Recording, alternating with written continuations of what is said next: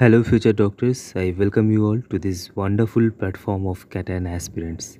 এই ভিডিওতে আমরা এটা ডিসকাস করব যে নিট ইউজি 2024 এর এক্সামটা এনটিএ কি আবার নতুন করে কন্ডাকশন করবে, মানে আবার কি নতুন করে নিট এক্সামটা হওয়ার পসিবিলিটিস আছে।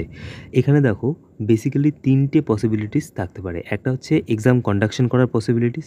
যদি এক্সাম কন্ডাকশন হয় তাহলে তার পেছনে কী কী রিজন থাকতে পারে সেটার ব্যাপারে আমরা ডিসকাস করব, ঠিক আছে। এখানে দেখো প্রত্যেকটা রিজনকে আমি লিস্টেড করেছি। আচ্ছা, তার সাথে সাথে যদি এনটিএ এক্সামটা রিকন্ডাকশন না করায়, মানে নিট এক্সামটা যদি আবার না হয়, তাহলে তার পেছনে কী কী কারণ থাকতে পারে সেই কারণগুলো আমি এখানে লিস্টেড করেছি। এর পাশাপাশি একটা মিডিল ওয়ে আছে। এই মিডিল ওয়েজ যেগুলো মানে মাঝামাঝি যে পদ্ধতিগুলো আছে সেই পদ্ধতিগুলোই হয়তোবা এনটিএ অ্যাকসেপ্ট করবে, মানে এই স্টেপসগুলোই হয়তোবা এনটিএ নেবে নিট এক্সামের রিকন্ডাকশনের ক্ষেত্রে। পুরো এক্সামটা রিকন্ডাকশন হওয়ার পসিবিলিটি কিন্তু আমি অনেকটাই কম দেখছি, আনটিল অ্যান্ড আনলেস কোর্টের থেকে কোনো অর্ডার আসছে। এবং until and unless ministry of এডুকেশনের তরফ থেকে অথবা মিনিস্ট্রি অফ হেলথের তরফ থেকে যতক্ষণ না পর্যন্ত কোনো রকমের ইনিশিয়েটিভ নেওয়া হচ্ছে এই এক্সামটাকে রিকন্ডাকশনের জন্য, ততক্ষণ পর্যন্ত কিন্তু এক্সামটা রিকন্ডাকশন হওয়ার পসিবিলিটি অনেকটাই কম। সেটা এনটিএর ডাইরেক্টর যে প্রেস মিটিং করেছিলেন সেই প্রেস মিটিংয়ে কিন্তু মোটামুটিভাবে স্পষ্ট করে দিয়েছিলেন, ঠিক আছে। তো এখানে আমি তোমাদের একটা কেস স্টাডির ব্যাপারে বলবো, সেটা হচ্ছে নিট ইউজি 2016, মানে 2016 সালের নিটের পরীক্ষাটাই কিন্তু, যেটা ফেজ 1-এর পরীক্ষা হয়েছিল, সেখানে এরকম কোয়েশ্চেন পেপার লিকের একটা নিউজ এসেছিল। তারপরে সুপ্রিম কোর্টের অর্ডার অনুযায়ী সেখানে নিট ফেজ 2 এক্সাম হয়েছিল। কিন্তু ফেজ 2 এক্সাম যেটা হয়েছিল, মানে ওই বছর দুবার নিট হয়। প্রথমে ফেজ 1 নিট, যেখানে হচ্ছে গিয়ে কোয়েশ্চেন পেপার ভাইরাল হওয়ার একটা নিউজ আসে, তারপরে সুপ্রিম কোর্টে পিটিশন ফাইল হয় অ্যান্ড সুপ্রিম কোর্টের আদেশ অনুযায়ী নিট ফেজ 2 এক্সাম কন্ডাকশন করা হয়, মানে নিট এক্সামটা ওই বছর আবার হয়। কিন্তু সেক্ষেত্রে কিন্তু সব স্টুডেন্টরা নিট ফেজ 2 এক্সামে বসেনি। আজকের এই ভিডিওতে আমরা নিট 2016-এর যে কেস স্টাডি আছে সেটার ব্যাপারেও যাতে করে তোমরা একটা ক্লিয়ার কাট আইডিয়া পেয়ে যাও যে কি হতে চলছে, মানে এই এক্সামটাকে নিয়ে আলটিমেটলি কি হতে চলছে ভবিষ্যতে। এই নিট ইউজি 2024 এক্সামিনেশন যেটা আছে তার ফিউচার কি হতে চলছে, ঠিক আছে। এক্সামিনেশনটা কি টোটালি ক্যান্সেলড হবে নাকি পার্শিয়ালি ক্যান্সেলড হবে, ঠিক আছে। দেখো, সবার প্রথমে আমরা দেখব যে নিট ইউজি 2024-এর এক্সামটার রিকন্ডাকশন হওয়ার পেছনে কী কী কারণ থাকতে পারে, মানে কেন এই এক্সামটা আবার হওয়া উচিত। এর পেছনে যে যে সাপোর্টিং ডকুমেন্টসগুলো আছে বা সাপোর্টিং রিজনসগুলো আছে সেগুলোর ব্যাপারে আমরা সবার প্রথমে ডিসকাস করব। দেখো, সবার প্রথম যেটা আছে সেটা হচ্ছে discrepancy done by NTA. NTA যে রেজাল্ট পাবলিশ করেছে তার মধ্যে অসংখ্য অসঙ্গতি বা ডিসক্রিপেন্সি রয়েছে। তাদের মধ্যে প্রথম যেটা, সেটা হচ্ছে যে পেপার লিকের একটা নিউজ ভাইরাল হয়েছিল।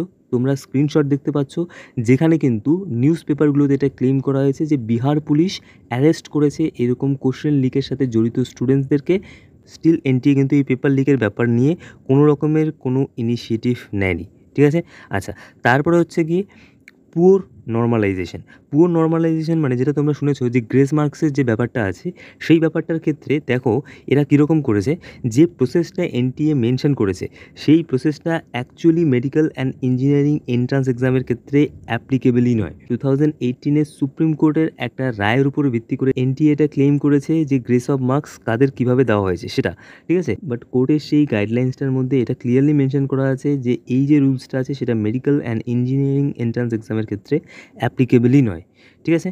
আচ্ছা, তারপরে দেখো টাইম অ্যান্ড মার্কস, মানে হচ্ছে যে কতটা টাইম ওয়েস্ট হয় এনটিএ সেই স্টুডেন্ট যাদেরকে গ্রেস অফ মার্কস দিয়েছে তাদেরকে অ্যাকচুয়ালি মার্কসটা অ্যাওয়ার্ড করেছে, ঠিক আছে। তো সেটার ব্যাপারে এনটিএর তরফ থেকে কোনো রকমের ক্লারিফিকেশন নেই। ওরা শুধু স্টুডেন্টের নাম্বার মেনশন করে দিয়েছে, কতজন স্টুডেন্ট সেটা পেয়েছে, বাট কত নাম্বার পেয়েছে, তাদের কতটা টাইম ওয়েস্ট হয়েছে, তাদের অ্যাকচুয়াল স্কোর কী ছিল সেটার ব্যাপারে আমরা এখনও জানি না। এনটিএর তরফ থেকে বলা নেই যে কত নাম্বার তারা অ্যাকচুয়ালি স্কোর করেছিল এবং কত number as a grace marks দেওয়া হয়েছে। এই পরের পয়েন্টটা সেটাই বললাম যে কত number as a grace marks দেওয়া হয়েছে সেটার ব্যাপারে কোনো ইনফরমেশন নেই। আর এই যে প্রসেসটা আছে, যে প্রসেসটা এখন এনটিএ ক্লেম করছে, সেই প্রসেসটার ব্যাপারে কিন্তু নিটের যে ইনফরমেশন বুলেটিনটা আছে, নিট ইউজি 2024, 2023, 2022, এদের কোথাও কিন্তু কোনো ইনফরমেশন বুলেটিনে কিন্তু এটার ব্যাপারে কোনো রকম কিছু মেনশন করা নেই, ঠিক আছে। আচ্ছা, টপার স্ক্যাম, এটা সবথেকে বড় রিজন হতে পারে নিট এক্সাম রিকন্ডাকশনের, ঠিক আছে, মানে আবার নতুন করে এক্সাম কন্ডাকশন করার পিছনে এটা সবথেকে বড় রিজন হতে পারে। দেখো কত বড় একটা স্ক্যাম হয়েছে, একটা ওএমআর শিট ভাইরাল হয়েছে স্টুডেন্টটার প্রাইভেসির জন্য। আমি এখানে স্টুডেন্টটার নাম বা ওএমআর শিটটাকে কমপ্লিটলি ডিসপ্লে করছি না, ঠিক আছে। দেখো, এই স্টুডেন্টটা হচ্ছে গিয়ে সেই 8জন টপার যারা সিরিয়ালি টপ করেছে তাদের মধ্যে, যাদের সিরিয়াল নাম্বারগুলো সেম ছিল, যারা একই সেন্টার থেকে ছিল, ঠিক আছে? তোমরা যদি ভালো মতোভাবে দেখো তাহলে এদের যা সিরিয়াল নাম্বার সেই অনুযায়ী কিন্তু এরা একই সেন্টার থেকে ছিল। আরেকটা ব্যাপার এখানে আমি মেনশন করে দিই, এনটিএ রিসেন্টলি একটা জিনিস মেনশন করেছে যে এরা 1, 2, 3, 4 মানে এই যে 67 জন টপার হয়েছে তাদেরকে কীভাবে এরা র্যাঙ্কিং করেছে। তো সেক্ষেত্রে এনটিএর এটা অ্যান্সার ছিল এদের মধ্যে যারা আগে অ্যাপ্লাই করেছে তাদেরকে উপরের দিকে স্থান দেওয়া হয়েছে এবং যারা পরে অ্যাপ্লাই করেছে তাদেরকে পরের দিকে। তাহলে যে 8 জন স্টুডেন্টের কথা এখানে আমরা বলছি সেই 8 জন স্টুডেন্ট প্রায় একই সময়ে অ্যাপ্লাই করেছে, যার জন্য ওদের পরপর র্যাঙ্ক চলে এসেছে। সবারই তো 720, তাহলে ওদের পরপর 62 থেকে ওদের পরপর র্যাঙ্ক আসার পিছনে কারণ কি? এরা নিশ্চয়ই একই সময় অ্যাপ্লাই করেছে, সেই জন্য হয়েছে। তো এটা একটা বিরাট বড় স্ক্যাম। অ্যান্ড দেন দেখো এই সেম সেন্টারে যে 8 জন টপার আছে তাদের একজনের ওএমআর শিট ভাইরাল হয়েছে এবং সেখানে দেখা যাচ্ছে সে 179টা কোশ্চেন অ্যাটেম্প্ট করেছে, ঠিক আছে? যার মধ্যে কারেক্ট অ্যান্সার ছিল 163টা, ইনকারেক্ট অ্যান্সার ছিল 16টা। তার রিয়েল স্কোর হচ্ছে গিয়ে 636 according to the OMR sheet. তার অ্যাকচুয়াল স্কোর হচ্ছে গিয়ে 636। তোমরা জানো ওএমআর শিটে একটা সাইন করতে হয়, সেই ওএমআর শিটে সাইন করার পরে সে টাইম দিয়েছে 2:06 PM, তার মানে দুপুর 2:06 সে ওএমআর শিট পেয়ে গেছে। অ্যান্ড যখন তার রেজাল্ট পাবলিশ হয় তখন দেখা যাচ্ছে সে পেয়েছে 720 মার্ক। 636 থেকে তার 720 হয়ে গেছে। তো যদি কোনো স্টুডেন্ট 2:06 ওএমআর শিটে সাইন করে তাহলে তাকে এত নাম্বার গ্রেস মার্কস কীভাবে এনটিএ দিচ্ছে, ঠিক আছে? তো এই ডিসক্রিপেন্সিটা কিন্তু একটা বিরাট বড় স্ক্যাম আমার মনে হয়, ঠিক আছে? দেখা যাক কী সামনে আসে। তারপর হচ্ছে why NTA published NEET result on 4 June. 14ই জুন রেজাল্ট পাবলিশ হওয়ার কথা ছিল, এত তাড়াহুড়ো করে ইলেকশনের যেদিন রেজাল্ট আসবে, লোকসভা ইলেকশনের যেদিন রেজাল্ট আসবে সেই দিনই এনটিএ তাড়াহুড়ো করে 4 তারিখই রেজাল্ট পাবলিশ করে দিল। রেজাল্টের ডেটটা কিন্তু ভীষণ উল্লেখযোগ্য, ঠিক আছে? এটার ব্যাপারেও এনটিএ একটা আনস্যাটিসফ্যাক্টরি অ্যান্সার দিয়েছে। দেখো একটা এক্সাম যার উপরে অ্যারাউন্ড 24 লক্ষ স্টুডেন্টের ভবিষ্যৎ নির্ণয় করছে, সেই এক্সামের রেজাল্ট তাড়াতাড়ি পাবলিশ করাতে কোনো মহত্ব নেই। আচ্ছা, সেকেন্ড রিজন যেটা হতে পারে সেটা হচ্ছে পিটিশন ফাইলস ইন কোর্ট। তোমরা জানো দিল্লি হাইকোর্ট, কলকাতা হাইকোর্ট এবং সুপ্রিম কোর্টেও অনেক এডুকেটার্স রয়েছেন যারা মুভ করতে চেয়েছে বা মুভ করবে হয়তো বা কামিং ডেজের মধ্যে। অনেকে সুপ্রিম কোর্টে পিটিশনও ফাইল করে দিয়েছে। এই পিটিশন রিলেটেড একটা ইনফরমেশন তোমাদেরকে দিই, কলকাতা হাইকোর্টে কিন্তু পিটিশন অ্যাকসেপ্ট হয়েছে এবং কলকাতা হাইকোর্ট থেকে যে রায়টা দিয়েছে তার মধ্যে সবচেয়ে উল্লেখযোগ্য ব্যাপার সেটা কলকাতা হাইকোর্ট এনটিএকে 10 দিনের সময় দিয়েছে, যার মধ্যে এনটিএকে বলেছে যেসব ব্যাপার নিয়ে পিটিশনটা ফাইল করা হয়েছে তার রিগার্ডিং সমস্ত রকমের এভিডেভিট উইথ প্রুফ এনটিএকে সাবমিট করতে হবে 10 দিনের মধ্যে।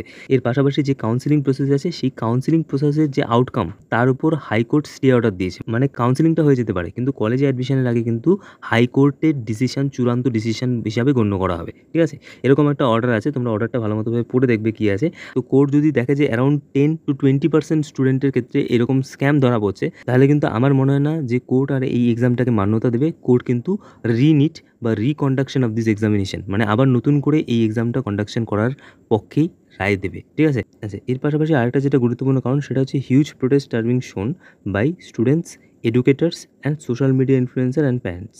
তো মোটামুটিভাবে যদি দেখা যায় তাহলে কিন্তু অনেক স্টুডেন্টই এটার অ্যাগেনস্টে প্রোটেস্ট করছে, এডুকেটার্সরাও রয়েছে, অনেক সোশ্যাল মিডিয়া ইনফ্লুয়েন্সার্সরাও রয়েছে এবং পেরেন্টসরাও কিন্তু প্রোটেস্ট শো করছে। তো মোটামুটিভাবে এই রিজনগুলোর জন্য কিন্তু নিট এক্সাম রিকন্ডাক্ট হতে পারে, ঠিক আছে?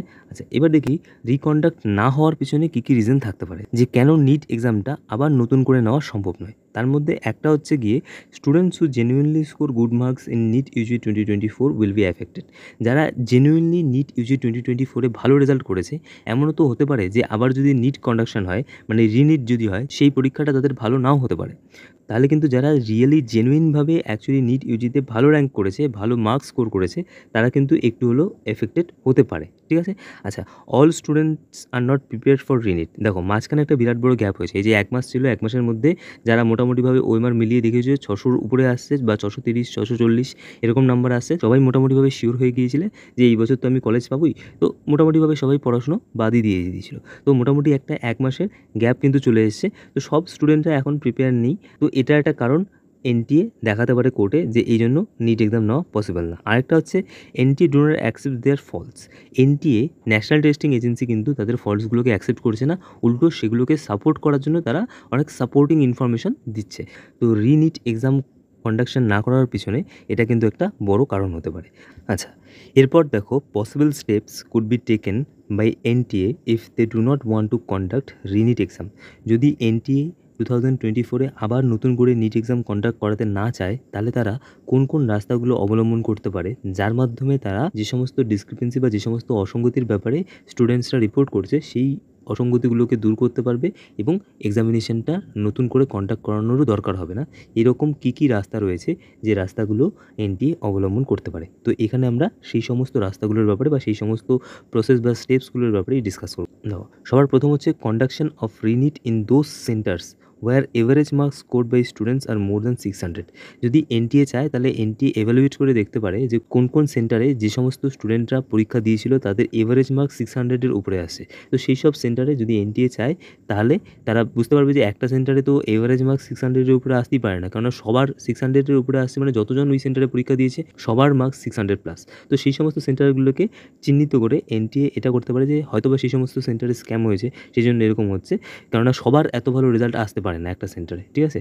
তো সেই সমস্ত সেন্টারে কিন্তু এনটিএ আবার নতুন করে নিট এক্সাম কন্ডাক্ট করাতে পারে। আরেকটা হচ্ছে conduction of re NEET in those centres where complaint about giving less times are being registered.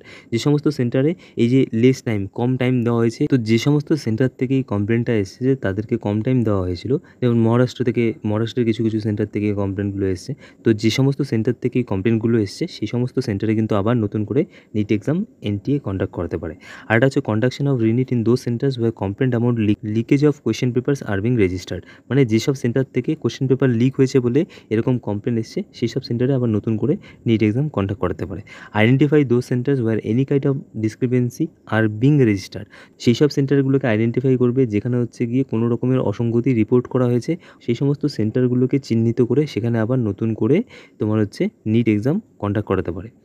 অথবা যেটা এনটিএ করবে বলে আমার মনে হয়, যেটা করার ক্ষেত্রে চান্সেস সবথেকে বেশি, সেটা হচ্ছে 2016-এ একবার পেপার লিকের কমপ্লেন হয়েছিল, ঠিক আছে। যখন পেপার লিকের কমপ্লেন হয়েছিল নিট ফেজ 1 এক্সামিনেশন, মানে যখন প্রথম নিট এক্সামিনেশনটা হয় সেখানে পেপার লিকের কিন্তু কিছু কমপ্লেন হয়েছিল। তোমরা এখানে স্ক্রিনে দেখতে পাচ্ছ পেপার লিকের কমপ্লেন, সেটার ব্যাপারে কোর্টেও কিন্তু পিটিশন ফাইল হয়েছিল। তো তখন নিট এক্সামটা কন্ডাক্ট করা তো সিবিএসই, ঠিক আছে। তো কোর্টের জাজমেন্টের পর কিন্তু তারা আবার ফেজ 2 এক্সাম কন্ডাক্ট করিয়েছিল, যেখানে কিন্তু সমস্ত ক্যান্ডিডেটদেরকে এক্সাম দেওয়ার জন্য বাধ্যবাধকতা করা হয়নি। মানে সব ক্যান্ডিডেটদেরকেই যে এক্সামটা দিতে হবে সেরকম কিছু নয়।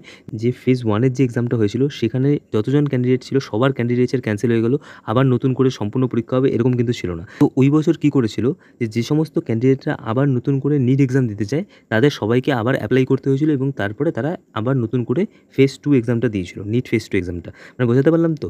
মানে ওই বছর আবার নতুন করে নিট এক্সাম কন্ডাক্ট করা হয়েছিল, কিন্তু সেক্ষেত্রে একটা লিভারেজ ছিল, সেক্ষেত্রে এটা সুবিধা প্রোভাইড করেছিল। যারা নিট 2016-এর ফেজ 2 এক্সাম অ্যাটেন্ড করতে চায় শুধুমাত্র তারাই অ্যাপ্লাই করবে এবং তারাই এক্সাম দিতে পারবে। বাকি যদি কেউ চায় যে আমার ফেজ 1-এর যে এক্সামটা ছিল সেটা অনেক ভালো হয়েছে এবং আমি সেই নাম্বারটাই ধরে রাখবো, আমার ফেজ 2 দেওয়ার কোনো দরকার নেই, তাহলে তাদের কিন্তু ফেজ 2 এক্সাম দেওয়ার জন্য বাধ্যবাধকতা করা হয়নি যে তোমাদের ফেজ 2 এক্সাম দিতেই হবে। তো আমার স্ট্রংলি মনে হয় এই বছর কিন্তু এনটিএ এইরকমই কোনো একটা স্টেপ নিতে পারে। দেখা যাক কী হয়, কোর্টের অর্ডার কী আসে। তো এই সমস্ত কিছু ব্যাপারের উপরেই কিন্তু ডিপেন্ড করছে যে নিট এক্সামিনেশন আবার নতুন করে 2024-এ কন্ডাকশন হবে কিনা, মানে আবার নতুন করে নিট এক্সাম হবে কিনা 2024-এ। এটা কিন্তু এই সমস্ত যে বিষয়গুলো তোমাদের সাথে ডিসকাস করলাম তার উপর নির্ভর করছে।